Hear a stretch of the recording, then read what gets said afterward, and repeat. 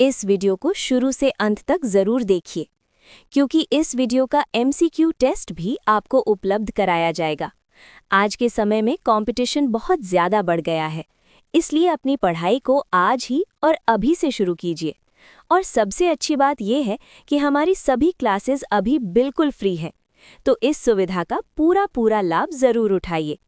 आज की क्लास में भी हम इंटरनेशनल मेल प्रोडक्ट्स को ही पढ़ेंगे, जिसमें हम इंटरनेशनल ट्रैक्ट पैकेट से शुरुआत करेंगे। ये सेवा मुख्य रूप से एशिया पैसिफिक देशों में छोटे पैकेट भेजने के लिए शुरू की गई है, ताकि क्रॉस बॉर्डर ई-कॉमर्स आसानी से चल सके। हालांकि ये सेवा ज़्यादातर ई-कॉमर्स के लिए बनाई गई है, फिर भी सामान्य व्यक्ति यानी इंडिविजुअल्स भी इसका उपयोग कर सकते हैं। ये एक किफ़ायती सेवा है, जिसमें ट्रैक एंड ट्रेस की सुविधा दी जाती है, ताकि भेजे गए पैकेट की स्थिति किसी भी समय ऑनलाइन देखी जा सके और पूरी विजिबिलिटी मिलती रहे। इस सेवा के माध्यम से अधिकतम 2 किलोग्राम तक के पैकेट भेजे जा सकते हैं। ये सेवा तेज़ भी है और कम खर्चीली भी, इसलिए छोटे सेलर्स और ई-कॉमर्स शिपमेंट्स के लिए ये काफ़ी उपयोगी है। इसकी बुकिंग प्रक्रिया भी सरल और सुविधाजनक है। ज़रूरत होने पर पिकअप सुविधा भी उपलब्ध होती है, लेकिन इसके लिए कुछ टर्म्स एंड कंडीशंस लागू होते हैं। इसके साथ साथ अधिक मात्रा में बुकिंग करने पर वॉल्यूम डिस्काउंट भी मिलता है और एडवांस पेमेंट की सुविधा भी उपलब्ध रहती है। अब बात करते हैं इंटरनेशनल ट्रैक्ट पैकेट सेवा में मिलने वाले वॉल्यूम डिस्काउंट्स की। यहाँ छूट ग्राहक के मंथली रेवेन्यू यानी महीने भर में की गई कुल ITP बुकिंग राशि के आधार पर दी जाती है, और ये राशि टैक्स को छोड़कर मानी जाती है। यानी किसी ग्राहक का मासिक राजस्व 25,000 रुपये तक है तो उसे कोई छूट नहीं मिलती। 25,001 से 1 लाख रुपये तक राजस्व होने पर 4% डिस्काउंट दिया जाता है। 1,01 से 2 लाख रुपये तक के लिए छूट 6% है।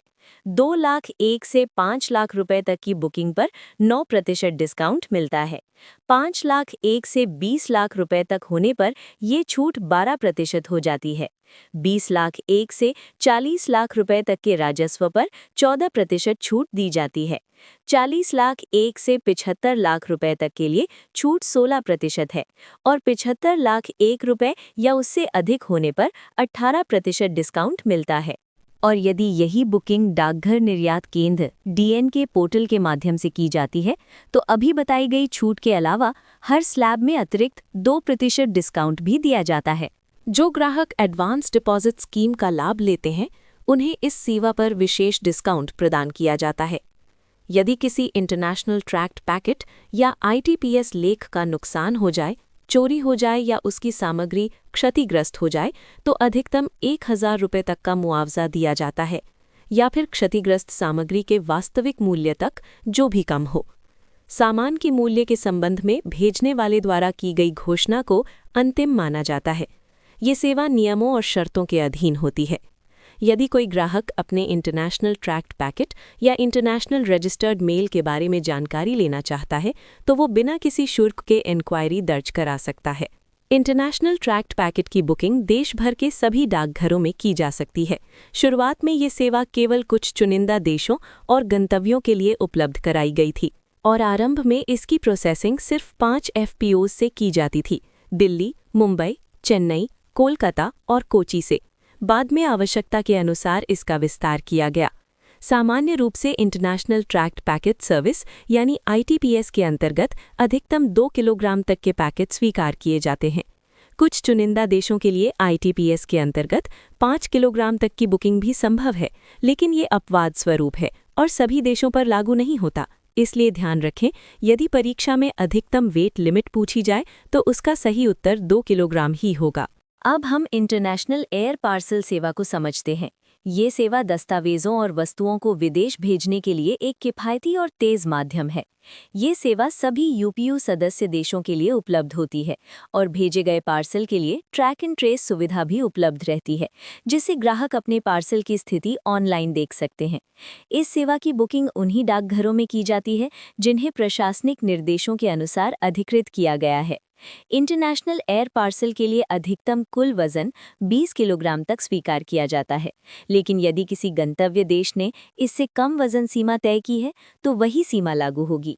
आकार की अधिकतम सीमा ये है कि किसी भी एक दिशा में पार्सल की लंबाई 1.5 मीटर से अधिक नहीं होनी चाहिए। इसके अलावा लंबाई और सबसे बड़ी परिधि यानी लंबाई को छोड़कर चारों ओर की कुल माप, इन दोनों का योग अधिकतम 3 मीटर तक ही स्वीकार किया जाता है। न्यूनतम आकार भी तय है। कोई भी पार्सल 90 मिलीमीटर बाय 140 मिलीमीटर से छोटा नहीं होना चाहिए। अंत में बुकिंग, प्रसारण और वितरण की पूरी प्रक्रिया प्रशासनिक निर्देशों के अनुसार की जाती है। अब हम ये समझते हैं कि वाणिज्यिक यानी कमर्शियल सामान को डाक चैनल के माध्यम से विदेश कैसे भेजा जा सकता है। कस्टम्स ने डाक माध्यम से होने वाले निर्यात के लिए एक नई प्रक्रिया लागू की है। इस प्रक्रिया के तहत अब व्यापारी अपने कमर्शियल गुड्स यानी व्यापारिक सामान को भी डाक चैनल के माध्यम से निर्यात कर सकते हैं। ये प्रक्रिया सभी फॉरेन पोस्ट ऑफिसेज यानी एफपीओज पर लागू कर दी गई है। शुरुआत में ये सुविधा केवल 5 एफपीओज दिल्ली, मुंबई, चेन्नई, कोलकाता और कोच्चि से शुरू की गई थी। इसके बाद इस सुविधा का विस्तार नोटिफिकेशन नंबर 31/2017 दिनांक 31 मार्च 2017 के माध्यम से किया गया और आगे फिर नोटिफिकेशन नंबर 103/2018 दिनांक 31 दिसंबर 2018 द्वारा इसे और अधिक स्थानों तक बढ़ाया गया। अब भारत में कुल 28 स्थानों से डाक चैनल के माध्यम से निर्यात किया जा सकता है। जो भी व्यक्ति या संस्था वैध इंपोर्ट एक्सपोर्ट कोड यानी आईईसी रखती है, वो डाक चैनल के माध्यम से अपना सामान निर्यात कर सकती है। एक्सपोर्ट बाय पोस्ट रेगुलेशंस 2018 के अनुसार निर्यात करते समय पोस्टल बिल ऑफ एक्सपोर्ट यानी पीबीई दाखिल करना अनिवार्य है। ई कॉमर्स निर्यात के लिए पीबीई 1 फॉर्म भरा जाता है, जबकि ई कॉमर्स के अलावा अन्य सामान्य निर्यात के लिए पीबीई 2 फॉर्म दाखिल किया जाता है। सरल शब्दों में कहें तो अब व्यापारी अपने व्यापारिक सामान को भी डाक के माध्यम से विदेश भेज सकते हैं, बशर्ते उनके पास वैध आईईसी हो और वो नियमानुसार पोस्टल बिल ऑफ एक्सपोर्ट दाखिल करें। जब कोई निर्यातक अपने सामान के साथ पोस्टल बिल ऑफ एक्सपोर्ट यानी पीबीई जमा करता है, तो ये पूरा माल फॉरेन पोस्ट ऑफिस पर कस्टम्स के सामने प्रस्तुत किया जाता है। कस्टम्स द्वारा जांच परख करने के बाद सामान आगे डाक विभाग को सौंप दिया जाता है। इसके बाद डाक विभाग पीबीई पर ट्रैकिंग नंबर अंकित करता है। ट्रैकिंग नंबर लिखे जाने के बाद कस्टम्स द्वारा उस शिपमेंट के लिए लेट एक्सपोर्ट ऑर्डर यानी एलईओ जारी किया जाता है। पीबीई की मूल प्रति कस्टम्स अपने पास रखता है, जबकि डुप्लीकेट प्रति निर्यातक या उसके कस्टम्स ब्रोकर को दे दी जाती है। डाक विभाग कस्टम्स के लिए निर्यात प्रमाण के रूप में सीएन या सीपी फॉर्म जमा करता है। डाक माध्यम से निर्यात कई सेवाओं के द्वारा किया जा सकता है। रजिस्टर्ड पैकेट के माध्यम से 2 किलोग्राम तक निर्यात किया जा सकता है। एयर पार्सल के माध्यम से 20 किलोग्राम तक निर्यात संभव है। इंटरनेशनल ट्रैक्ड पैकेट सेवा चुनिंदा देशों के लिए उपलब्ध है और ईएमएस स्पीड पोस्ट के माध्यम से अधिकतम 35 किलोग्राम तक निर्यात किया जा सकता है। साथ ही ये भी ध्यान रखने वाली बात है कि नेचुरल पर्सन्स यानी सामान्य व्यक्ति यदि अपना व्यक्तिगत सामान विदेश भेजते हैं तो उनके लिए पीबीई दाखिल करना अनिवार्य नहीं होता। ये नियम मुख्यतः कमर्शियल एक्सपोर्ट्स के लिए लागू होता है। अब बात करते हैं उन जगहों की जहां से डाक चैनल के माध्यम से निर्यात और आयात किया जा सकता है। कस्टम्स ने देश भर में कुल 28 फॉरेन पोस्ट ऑफिसेज यानी एफपीओज को अधिकृत किया है। इन्हें ही नोटिफाइड लोकेशंस कहा जाता है। इन अधिकृत एफपीओज पर डाक मार्ग से भेजे जाने वाले वाणिज्यिक माल यानी कमर्शियल एक्सपोर्ट्स के लिए कस्टम्स क्लियरेंस की पूरी सुविधा उपलब्ध रहती है। यानी यदि कोई व्यापारी अपने व्यापारिक सामान को डाक के माध्यम से विदेश भेजना चाहता है तो वो इन्हीं 28 नोटिफाइड एफपीओज के माध्यम से सामान बुक करवा सकता है और वहीं पर उसका कस्टम्स क्लियरेंस भी हो जाता है। अंतर्राष्ट्रीय डाक हेतु पता लिखने के दिशा निर्देश। अंतर्राष्ट्रीय डाक भेजते समय पता सही और स्पष्ट लिखना बहुत ज़रूरी होता है ताकि लेख बिना किसी परेशानी के सही पते पर पहुंच सके। पता हमेशा तय क्रम में लिखा जाना चाहिए। सबसे पहले प्राप्तकर्ता का नाम लिखा जाता है, इसके बाद यदि उपलब्ध हो तो घर का नंबर और मकान का नाम लिखा जाता है। फिर फ्लैट या अपार्टमेंट नंबर, फ्लोर नंबर और ब्लॉक नंबर का उल्लेख किया जाता है। इसके नीचे गली, सड़क, क्षेत्र या लोकेलिटी का नाम लिखा जाता है। इसके बाद उस पोस्ट ऑफिस का नाम लिखें जहां डिलीवरी होनी है और फिर राज्य, प्रांत या विभाग का नाम लिखें। यदि कोई डिलीवरी जोन नंबर या पोस्टल कोड हो तो उसे भी ज़रूर शामिल करें। सबसे अंत में देश का नाम लिखा जाता है। शहर और देश का नाम हमेशा बड़े अक्षरों में यानी ब्लॉक कैपिटल्स में लिखा जाना चाहिए। पता रोमन लिपि में और अंक अरबी अंकों में लिखना अनुशंसित है। शहर और देश के नाम अंग्रेजी में लिखना बेहतर माना जाता है। यदि गंतव्य देश में कोई अन्य लिपि प्रचलित है तो पते को उस लिपि में भी लिखा जा सकता है। अंतर्राष्ट्रीय डाक भेजते समय पता हमेशा लिफाफे के साधारण वाले भाग पर लिखा जाना चाहिए, फ्लैप वाले हिस्से पर नहीं। पता एक आयताकार क्षेत्र के भीतर लिखा जाना चाहिए और इस क्षेत्र की कुछ निश्चित सीमाएं होती हैं। ऊपर वाले किनारे से पता कम से कम 40 मिलीमीटर की दूरी पर होना चाहिए, जिसमें 2 मिलीमीटर तक की सहनशीलता मानी जाती है। दाईं ओर के किनारे से पता कम से कम 15 मिलीमीटर की दूरी पर होना चाहिए और नीचे वाले किनारे से भी कम से कम 15 मिलीमीटर की दूरी होनी चाहिए। वहीं दाईं ओर के किनारे से ये दूरी 140 मिलीमीटर से अधिक नहीं होनी चाहिए। यदि कोई लेख रियायती दर पर भेजा जा रहा है तो पते वाले भाग के ऊपर सही श्रेणी का संकेत अवश्य लिखा जाना चाहिए, जैसे printed paper, newspaper, small packet या लिटरेचर फॉर द ब्लाइंड। इससे ये स्पष्ट हो जाता है कि लेख किस श्रेणी में आता है। अगर किसी लेख के आकार या बनावट के कारण उसे गलती से रियायती श्रेणी का समझा जा सकता है तो ऐसे मामलों में पते वाले भाग पर लेटर लिखना भी अनुशंसित है, ताकि कोई भ्रम न रहे। अब हम समझते हैं इंटरनेशनल मेल में एड्रेस लिखते समय उसकी पोजीशनिंग। सबसे पहले अगर लिफाफे के सामने प्रेषक का पता लिखा जाता है तो उसे ऊपर बाईं कोने में लिखा जाना चाहिए। यदि किसी प्रकार का सर्विस लेबल या इंडिकेशन लगाया जाता है तो वो प्रेषक के पते के नीचे लगाया जाना चाहिए। लिफाफे का फ्लैप पूरी तरह से सिलाई करके बंद होना चाहिए ताकि वो कहीं से खुला ना रहे। अब बात करते हैं स्टैंप और कैंसिलेशन वाले हिस्से की। मानकीकृत डाक लेखों में उसी साइड पर जहां पता लिखा जाता है ऊपर से लगभग 40 मिलीमीटर ±2 मिलीमीटर की दूरी पर और दाएं किनारे से 74 मिलीमीटर की चौड़ाई में एक आयताकार हिस्सा आरक्षित किया जाता है। इसी आरक्षित क्षेत्र के ऊपर दाएं कोने में डाक टिकट या फ्रैंकिंग इम्प्रेशन लगाया जाता है। जिस पते पर लेख भेजा जा रहा है उसका एड्रेस ब्लॉक इस प्रकार लिखा जाना चाहिए कि नीचे की ओर कम से कम 15 मिलीमीटर का साफ खाली स्थान रहे और बाएं किनारे से भी कम से कम 15 मिलीमीटर का क्लियर मार्जिन बना रहे। इसके अतिरिक्त लिफाफे के दाएं किनारे से एड्रेस ब्लॉक की दाईं साइड तक की दूरी 140 मिलीमीटर रहनी चाहिए, यानी दाएं तरफ 140 मिलीमीटर का एक साफ क्षेत्र पूरी तरह खाली होना चाहिए। ध्यान रखें, पते के नीचे, पते के बाईं ओर, नीचे से 15 मिलीमीटर ऊंचाई वाले क्षेत्र में तथा दाएं किनारे से 140 मिलीमीटर लंबाई वाले क्लियर जोन में कोई भी अतिरिक्त शब्द, लाइन, स्टिकर या चिन्ह नहीं होना चाहिए। इन क्षेत्रों में केवल प्राप्तकर्ता का पता ही दिखाई देना चाहिए, क्योंकि इन्हीं क्षेत्रों में सॉर्टिंग और पोस्टल प्रोसेसिंग मशीनें काम करती हैं। इसलिए इन क्षेत्रों को हमेशा साफ और खाली रखा जाना जरूरी है। कुछ ऐसे डाक लेख होते हैं जिन्हें स्टैंडर्डाइज नहीं माना जाता, जैसे फोल्डेड कार्ड, स्टेपल या धातु फास्टनर लगे हुए लेख, पंच कार्ड जो बिना लिफाफे के भेजे जाते हैं, कागज के अलावा किसी अन्य सामग्री के लिफाफे, अंदर रखी वस्तु के कारण उभरे हुए लेख तथा वे फोल्डेड लेटर्स जो पूरी तरह बंद नहीं किए गए हों। प्रमुख शहरों के कुछ चयनित डाकघरों में 24 घंटे बुकिंग सुविधा उपलब्ध रहती है। ये भी अनुशंसित है कि प्रेषक और प्राप्तकर्ता दोनों का पता लेख के अंदर या किसी मजबूत लेबल पर भी अवश्य लिखा जाए, ताकि किसी भी आकस्मिक स्थिति में पहचान संभव हो सके। यदि कोई लेख रैपर में भेजा गया है तो प्राप्तकर्ता का पता उसी रैपर पर स्पष्ट रूप से लिखा होना चाहिए, सिवाय उन विशेष स्थितियों के जिन्हें क्लॉज 9 में बताया गया है।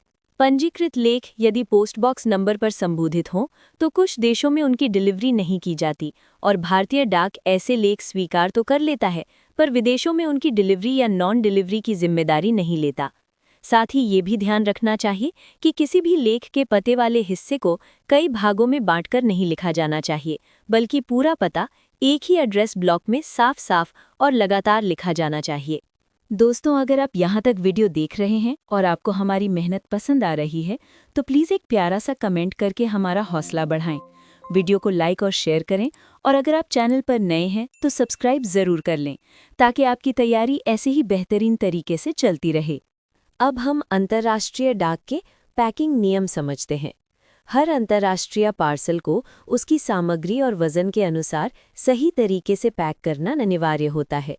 पैकिंग इतनी मजबूत होनी चाहिए कि पार्सल दबाव, झटकों और बार-बार की हैंडलिंग के बावजूद सुरक्षित रहे। साथ ही साथ पैकिंग टेम्पर प्रूफ, छेड़छाड़ रोधी होनी चाहिए, यानी अगर कोई उसे खोलने की कोशिश करे तो उसके स्पष्ट निशान दिखाई दें। लंबी दूरी या कई बार ट्रांसशिपमेंट वाले पार्सलों के लिए पैकिंग और भी मजबूत होनी चाहिए ताकि रास्ते में किसी भी तरह की टूट-फूट न हो। पार्सल मौसम और तापमान में होने वाले बदलावों से भी सुरक्षित हो और हवाई परिवहन के दौरान पैकिंग ऐसी होनी चाहिए कि वो वायु दाब के बदलाव को भी सह सके। ध्यान रखें कि पैकिंग ऐसी न हो जिससे डाक कर्मचारियों के स्वास्थ्य या सुरक्षा को कोई खतरा हो और न ही अन्य पार्सल या डाक उपकरण को नुकसान या गंदगी पहुंचे। साथ-साथ पार्सल पर स्टैंप, लेबल और सेवा निर्देश लगाने के लिए पर्याप्त खाली जगह भी होनी चाहिए। कुछ मामलों में मजबूत डोरी और सील से बांधी गई वस्तुएं बिना अलग पैकिंग के भी स्वीकार की जा सकती हैं। इसी तरह लकड़ी या धातु जैसे एक टुकड़े वाले सामान, जिन्हें सामान्यतः व्यापार में पैक नहीं किया जाता, वे भी बिना पैकिंग स्वीकार किए जा सकते हैं, बशर्ते वे सुरक्षित और मजबूत हों। अब हम अंतर्राष्ट्रीय डाक की विशेष पैकिंग शर्तें समझते हैं। जब भी किसी अंतर्राष्ट्रीय पार्सल में कीमती धातुएं भेजी जाती हैं तो उन्हें मजबूत धातु के बॉक्स में या कम से कम 1 सेंटीमीटर मोटाई वाले लकड़ी के केस में पैक किया जाना चाहिए।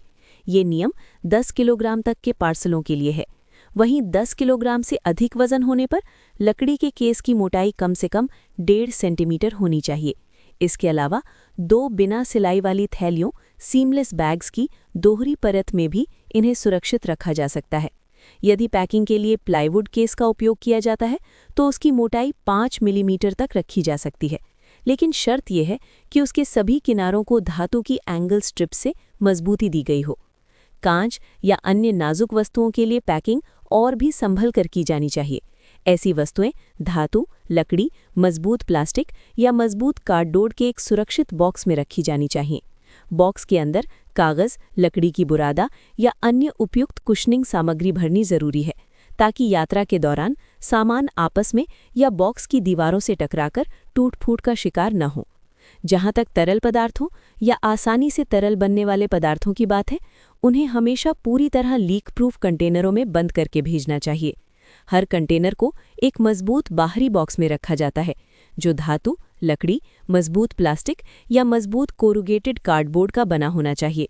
इस बाहरी बॉक्स के अंदर लकड़ी की बुरादा, रुई, लकड़ी या अन्य एब्जॉर्बेंट यानी सोखने वाली सामग्री भरना अनिवार्य है, ताकि अगर अंदर का कंटेनर टूट भी जाए तो सारा तरल इसी सामग्री में सोख लिया जाए और बाहर न फैले।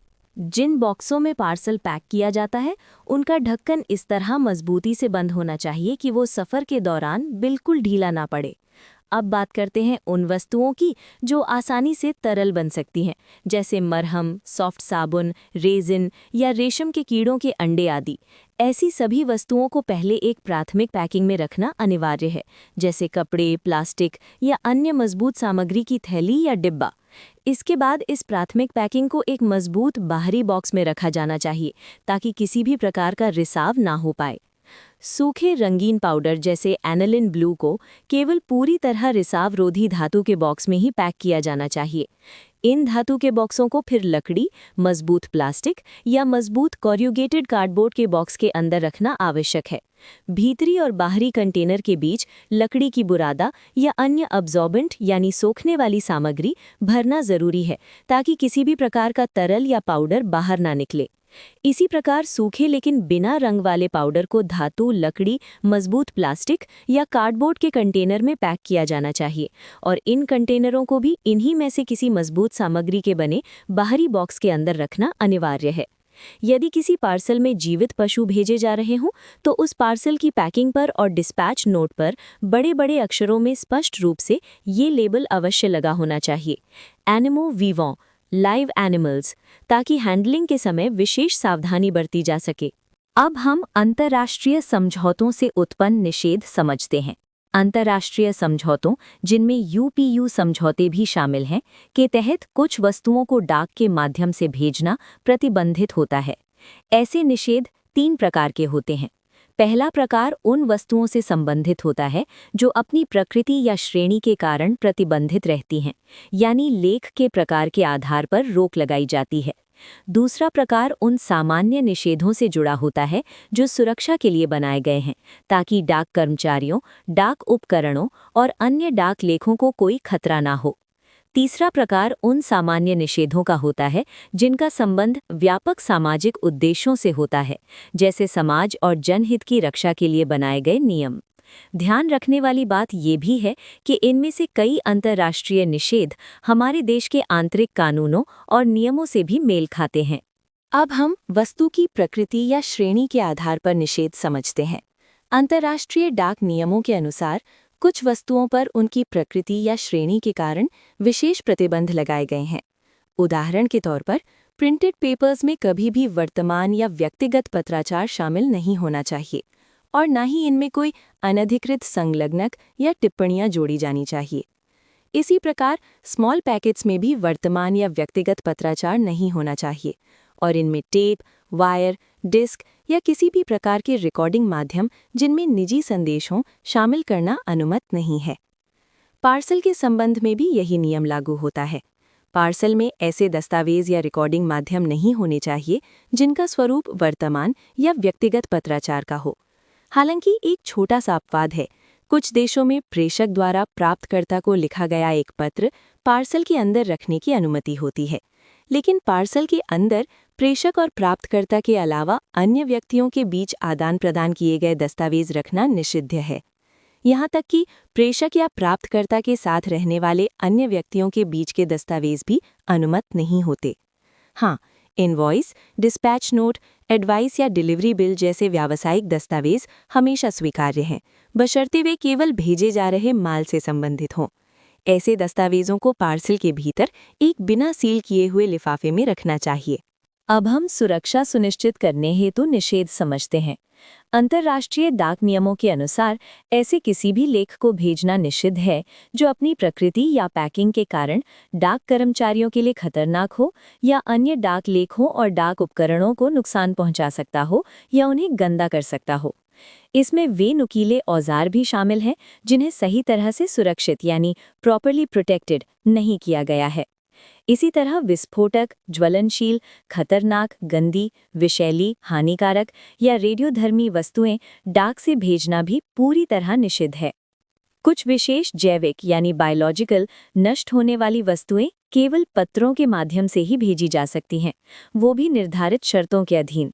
सामान्यतः जीवित प्राणियों को भेजना मना है, सिवाय मधुमक्खियों, जोंकों और रेशम के कीड़ों के। कीट नियंत्रण के लिए हानिकारक कीड़ों को नष्ट करने वाले विशेष परजीवी केवल आधिकारिक रूप से मान्यता प्राप्त संस्थानों के बीच लेटर पोस्ट द्वारा भेजे जा सकते हैं। यदि गंतव्य देश अनुमति देता हो तो ऐसे कीट पार्सल पोस्ट या ईएमएस से भी भेजे जा सकते हैं।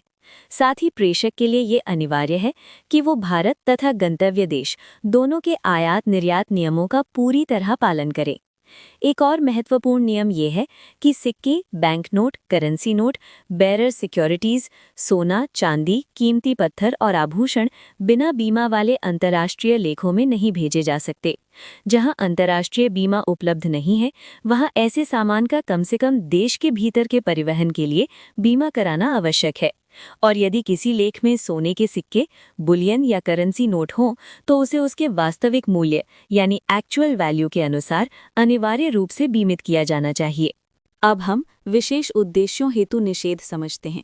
अंतर्राष्ट्रीय डाक नियमों के अनुसार अफीम, मॉर्फिन, कोकेन और अन्य मादक एवं नशीले पदार्थों को विदेशी डाक लेखों में भेजना निषिद्ध है। हाँ, एक अपवाद है, यदि गंतव्य देश अनुमति देता हो तो ऐसे पदार्थ चिकित्सीय या वैज्ञानिक प्रयोजनों के लिए बीमित पार्सल या बीमित बॉक्स में भेजे जा सकते हैं। भारत में ऐसे पदार्थों के आयात निर्यात और उपयोग के लिए कुछ कानूनों का पालन अनिवार्य है, जैसे the drugs and cosmetics act 1940, the pharmacy act 1948, the drugs and magic remedies Objectionable Advertisements Act 1954, the Narcotic Drugs and Psychotropic Substances Act 1985, NDPS Act, और the Medicinal and Toilet Preparations Excise Duties Act 1956। इसके अलावा ऐसे डाक लेख भी पूर्णतः प्रतिबंधित हैं जिनमें अश्लील या अभद्र रिकॉर्डिंग, प्रिंटिंग, चित्र, किताबें, कार्ड, उत्कीर्णन या लिखोग्राफ शामिल हों। इसी प्रकार वे लेख भी निषिद्ध हैं जिन पर अश्लील, अभद्र, अपमानजनक, राजद्रोही, धमकीपूर्ण या अत्यंत आपत्तिजनक शब्द, चिन्ह या डिज़ाइन बने हों।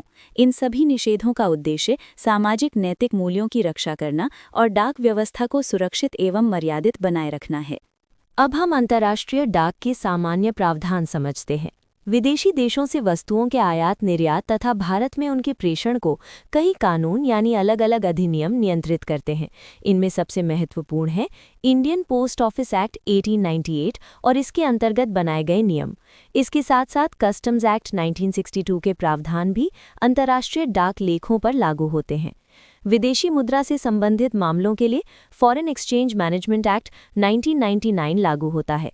इसी प्रकार foreign trade development and regulation act 1992 और उसके अंतर्गत बनाए गए नियम भी लागू होते हैं। इनके अतिरिक्त ऐसे कई और अधिनियम भी हैं जो मानव, पशु और पादप यानी पौधों की स्वास्थ्य की सुरक्षा के लिए आयात निर्यात पर नियंत्रण या प्रतिबंध लगाते हैं। ये सभी कानून केवल डाक लेखों पर ही नहीं बल्कि सभी माध्यमों से होने वाले आयात निर्यात पर लागू होते हैं। इतने सारे गैर डाक कानूनों का विस्तृत विवरण एक ही स्थान पर देना संभव नहीं है, इसलिए यहाँ केवल मुख्य और आवश्यक बिंदु ही बताए जाते हैं। सबसे महत्वपूर्ण बात यह है कि प्रेषकों को पोस्टिंग से पहले स्वयं ये सुनिश्चित करना अनिवार्य है कि उनका भेजा गया लेख कानून के अनुसार स्वीकार्य है। साथ ही कानून के अंतर्गत निर्धारित सभी कानूनी औपचारिकताओं का पूर्ण रूप से पालन करना भी आवश्यक है। अब हम भारतीय डाकघर अधिनियम द्वारा लगाए गए प्रतिबंध समझते हैं। जो भी वस्तुएं देशीय डाक में भेजना या प्राप्त करना निषिद्ध है, वही सभी वस्तुएं विदेशी डाक के लिए भी निषिद्ध मानी जाती हैं। इन प्रतिबंधों में से अधिकांश अंतर्राष्ट्रीय डाक समझौतों के अंतर्गत भी आते हैं।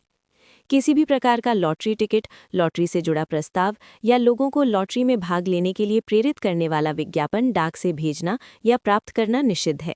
हालांकि एक अपवाद है, यदि सरकार द्वारा आयोजित लॉटरी हो और उसके कवर पर प्रेषक का नाम और पता स्पष्ट रूप से अंकित हो तो वो अनुमत है। भारत में छपी और प्रकाशित किसी भी अखबार को भेजना निषिद्ध है यदि वो press and registration of books act 1867 के नियमों का पालन नहीं करता। इसी प्रकार ऐसे अखबार, पुस्तकें या दस्तावेज जिनमें भारतीय दंड संहिता यानी आईपीसी के अंतर्गत दंडनीय राजद्रोही सामग्री हो, उन्हें भेजना या प्राप्त करना भी निषिद्ध है। कोई भी ऐसा लेख भेजना मना है जो कानून व्यवस्था के प्रतिकूल हो या किसी राजनीतिक दल या संगठन के उद्देश्यों को बढ़ावा देता हो या फिर किसी समुदाय या वर्ग के लोगों को हानि या चोट पहुंचाने की प्रवृत्ति रखता हो। ऐसे लेख भी निषिद्ध हैं जिनमें घोषित अपराधी या भारतीय कानून के तहत दोष सिद्ध व्यक्ति की तस्वीर हो। उसी तरह यदि पते की ओर कुछ ऐसा लिखा, छापा या चिपकाया गया हो जिसे डाक टिकट समझा जा सकता हो या जिसके कारण पता पढ़ने में कठिनाई होती हो, तो ऐसे लेख भी नहीं भेजे जा सकते। यदि डायरेक्टर जनरल यानी महानिदेशक की राय में कोई लेख पोस्टल स्टाफ के लिए हैंडल करना भ्रमकारी या असुविधाजनक हो तो वो भी निषिद्ध माना जाता है। इसके अलावा ऐसे किसी भी डाक लेख को भेजना निषिद्ध है जिस पर ऐसे टिकट लगे हों जो वर्तमान में डाक शुल्क की अदायगी के लिए मान्य ना हो। साथ ही वे लेख भी प्रतिबंधित हैं जिन पर डाक टिकट की नकल प्रतिरूप, छवि, प्रिंट या किसी भी प्रकार का समान दिखने वाला चिन्ह अंकित हो। अब हम कस्टम्स अधिनियम 1962 द्वारा लगाए गए प्रतिबंध समझते हैं।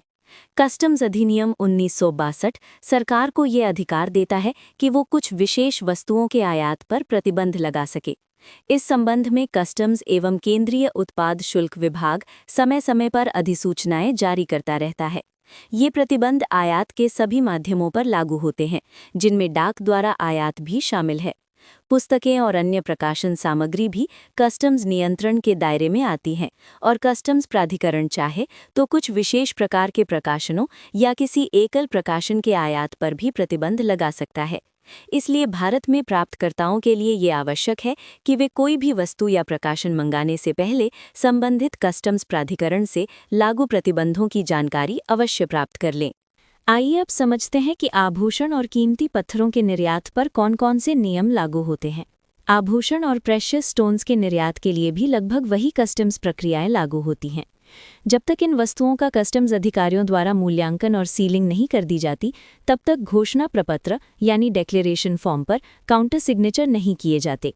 जहां कस्टम्स हाउस उपलब्ध नहीं होता, वहां अधिकृत विदेशी मुद्रा डीलर द्वारा जारी प्रमाण पत्र को अस्थायी रूप से स्वीकार किया जा सकता है, बशर्ते इस प्रमाण पत्र में वस्तु का वास्तविक मूल्य स्पष्ट रूप से अंकित हो। इसके साथ साथ आभूषणों का निर्यात फॉरेन एक्सचेंज मैनेजमेंट एक्ट 1999 के अंतर्गत भी नियंत्रित होता है। इसलिए निर्यातक के लिए ये अनिवार्य है कि वो फीमा के सभी प्रावधानों का पूर्ण रूप से पालन सुनिश्चित करे। अब समझते हैं कि यदि कोई व्यक्ति नियमों या शर्तों का उल्लंघन करता है, यानी निषिद्ध या गलत वस्तुएं डाक से भेजता है, तो उसका परिणाम क्या होता है। ऐसे मामलों में उस डाक लेख का निपटान इस बात पर निर्भर करता है कि कौन सा नियम टूटा है। लेख को प्रेषक को वापस भी किया जा सकता है, उसे जब्त भी किया जा सकता है और आवश्यकता पड़ने पर उसके खिलाफ कानूनी कार्रवाई भी की जा सकती है। यदि निषिद्ध वस्तु को कस्टम्स या अन्य प्राधिकरण द्वारा जब्त या नष्ट कर दिया जाता है, तो इसके लिए डाकघर किसी भी प्रकार से जिम्मेदार नहीं होता। इतना ही नहीं, यदि उस निषिद्ध वस्तु के कारण अन्य डाक लेखों को कोई नुकसान पहुंचता है, तो उसकी पूरी जिम्मेदारी प्रेषक पर ही आती है। डाकघर द्वारा लेख स्वीकार कर लेने भर से प्रेषक की जिम्मेदारी समाप्त नहीं होती। यहाँ तक कि भारतीय डाकघर अधिनियम की धारा 61 के तहत इंजूरियस या हानिकारक वस्तु भेजने पर प्रेषक के खिलाफ कानूनी कार्रवाई भी की जा सकती है। अब आप लोग हमें कमेंट बॉक्स में ये ज़रूर बताइए कि आपको वीडियो कितनी लंबी पसंद है, 15 मिनट, 20 मिनट, 30 मिनट या फिर जितनी आपको सही लगे।